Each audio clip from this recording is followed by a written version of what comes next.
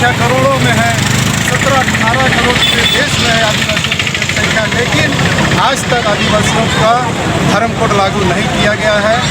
पहले जब अंग्रेज के समय हुआ करता था 1971 से आदिवासियों का धर्म कोड लागू था, लेकिन उसके बाद जब देश आज़ाद हुआ और देश आज़ाद होने के बाद 1941 तक ये धर्म कोड लागू था। 1941 के बाद में हमारा धर्म कोड को बंद कर दिया गया, उसको ख़त्म कर दिया गया। हम सरकार से पूछना चाहते हैं, क्या आदिवासी लोग उसके बाद में ख़त्म हो गए हैं? क्या आदिवासी लोग नहीं हैं क्या?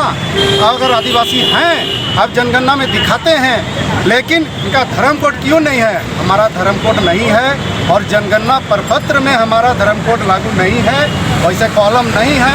हम मांग करते हैं कि 2021 में जो जनगणना होना है, उस जनगणना में हमारा आदिवासियों का जो धर्म कोड है वो रहना चाहिए।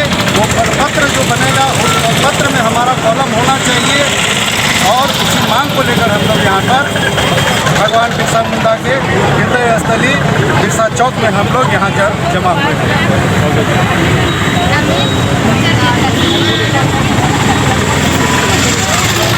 चलो चलो चलो चलो चलो